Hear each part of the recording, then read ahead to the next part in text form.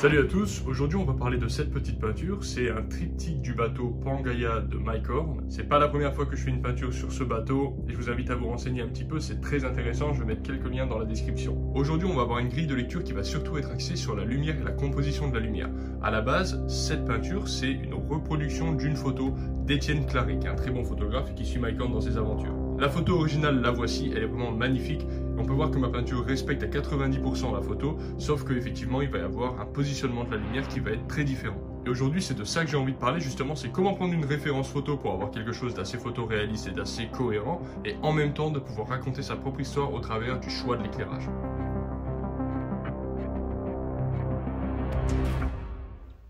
Alors avant d'aborder le chapitre principal sur justement la composition de la lumière, je vais vous montrer un petit peu comment j'ai commencé la peinture dans un premier temps. J'ai commencé par faire un quadrillage, puis j'ai dessiné la photo sur mes planches de bois. Ensuite j'ai étalé une couleur plutôt chaude, juste histoire de me sentir un petit peu en immersion dans ce que j'étais en train de faire. J'aurais pu aussi partir du blanc pur, mais le fait de commencer avec une base jaune-marron comme ça va aussi me donner une petite vibration qui ressort au fur et à mesure de la peinture pour donner un petit côté chaleureux et assez vibrant, c'est assez agréable. Et à partir de là, c'est parti. Finalement, c'est une approche un petit peu simple, c'est un petit peu de la peinture au numéro. J'essaye de repérer les zones les plus foncées, je commence par celle-ci, et puis je vais aller petit à petit vers le plus clair. Le bateau va avoir une teinte quasiment grise, noir et blanc, et le fond va être plutôt bleu, donc assez froid, et puis relativement saturé. Donc pour pouvoir faire une petite balance assez intéressante des couleurs, que ce soit pas trop monochromatique, je vais faire une petite harmonie des couleurs vraiment de base, avec un environnement froid bleu, et puis le point focal qui va être chaud orangé. C'est vraiment très basique, mais c'est toujours efficace puisque bleu et orange sont des couleurs complémentaires, du coup ça permet de créer une petite tension sympa. Et j'avance comme ça petit à petit. Donc mon but ici pour le moment c'est de me rapprocher finalement le plus proche possible du résultat de la photo que j'ai en face de moi. À ce stade, dans mon processus de pensée, j'ai pas encore vraiment compris quelle était la lumière que j'avais envie d'employer, et justement on verra ça un petit peu plus tard.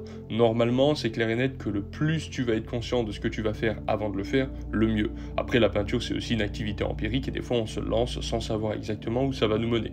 Parfois ça marche moins.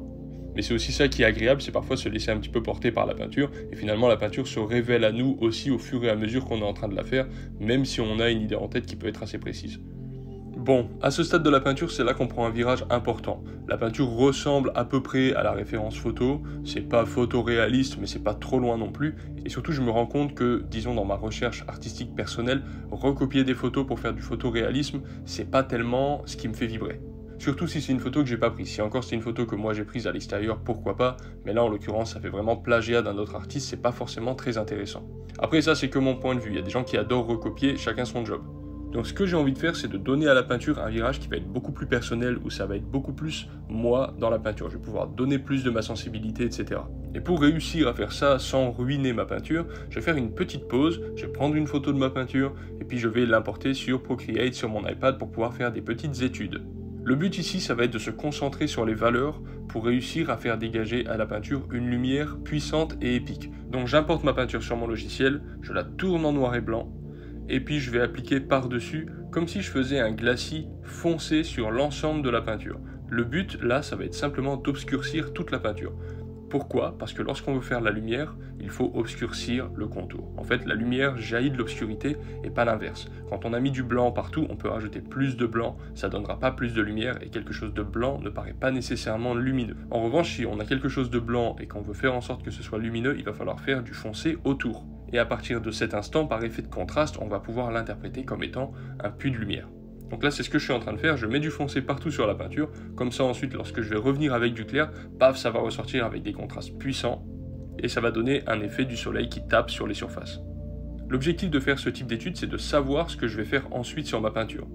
Donc il va falloir répondre à 2-3 critères. D'abord il va falloir que je fasse plusieurs essais. Je vais essayer plusieurs types de lumière, même si j'ai déjà une idée assez bonne de la lumière que j'ai envie d'avoir. J'en fais plusieurs parce que si j'en vois pas plusieurs par comparaison, je vais pas véritablement être certain d'avoir pris le bon choix.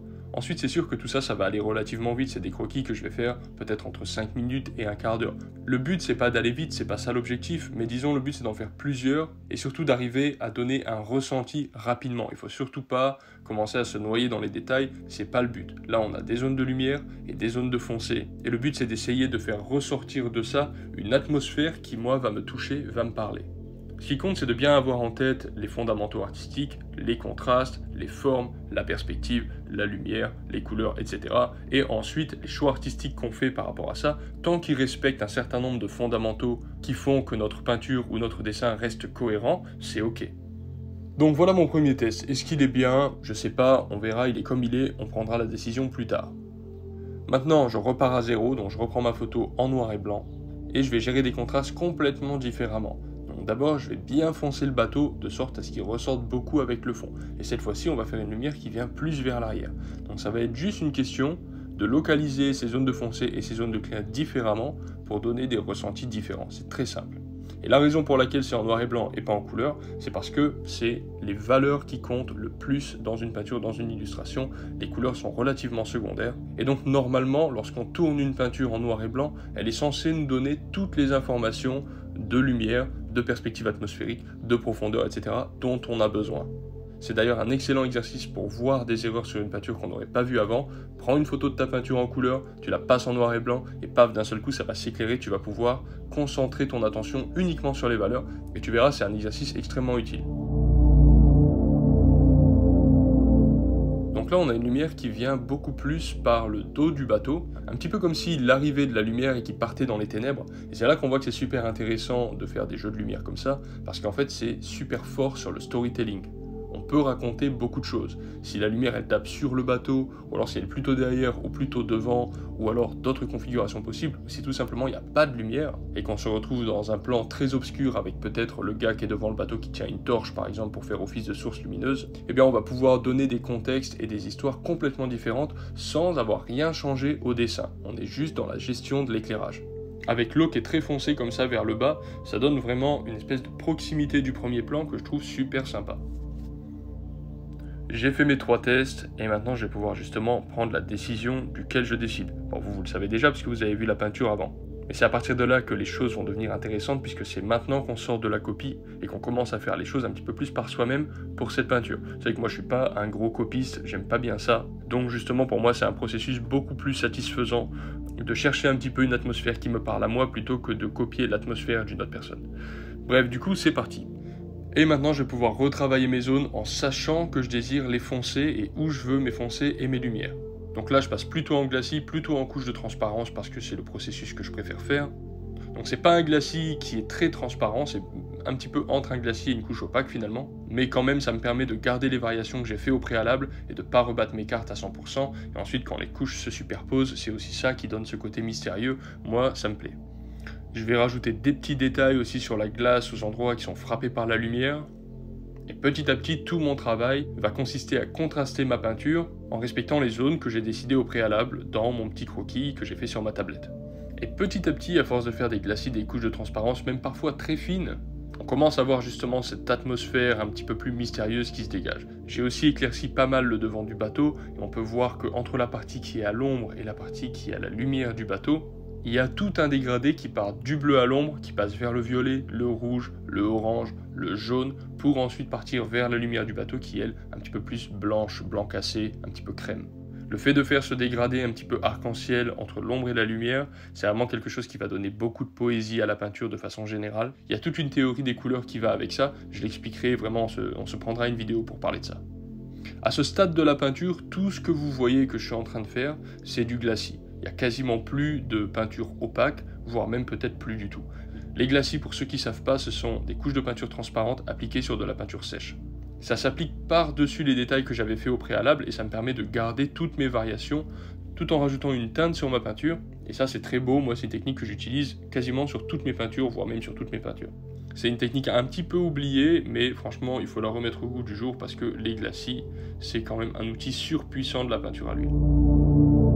Et une fois que tu as fait ton glacis, tu peux rajouter tes petits détails avec de la couleur un petit peu plus claire ou un peu plus foncée, ce genre de truc. Donc d'abord tu passes ton glacis général, qu'il soit chaud, froid, peu importe, ça va dépendre des nécessités du moment. Et ensuite tu prends un petit pinceau et tu rajoutes tes détails. Surtout fais pas l'inverse, moi j'ai beaucoup fait ça, commencer ma peinture en commençant par les détails, et au final devoir passer des glacis après, ce qui fait que tes détails finalement ils s'écrasent dans le glacis, ça va pas du tout. D'abord les glacis généraux et puis les détails, c'est comme ça que ça marche le mieux. Après, bien sûr, si à un moment donné de ta peinture, tu n'as juste plus besoin de glacis, t'en fais pas, on est d'accord, c'est pas obligé de faire des glacis. Je vais rajouter quelques cordages sur la fin grâce à une espèce de truelle en plastique exprès, histoire de pouvoir faire des traits qui soient bien droits. Et puis voilà, la peinture est à peu près terminée. Il n'est pas impossible que dans le futur je la retravaille un petit peu, je pense qu'il y a 2-3 petites choses à refaire dessus. Mais en tout cas, c'était un plaisir pour moi de vous montrer un petit peu cette méthode qui consiste à partir d'une référence photo et ensuite de se l'approprier au travers des jeux de lumière. Et on peut voir à quel point ça change complètement le ressenti de la peinture. Donc voilà les amis, je vous dis à la prochaine, dessinez comme des fous, peignez tout le temps et puis à bientôt, ciao.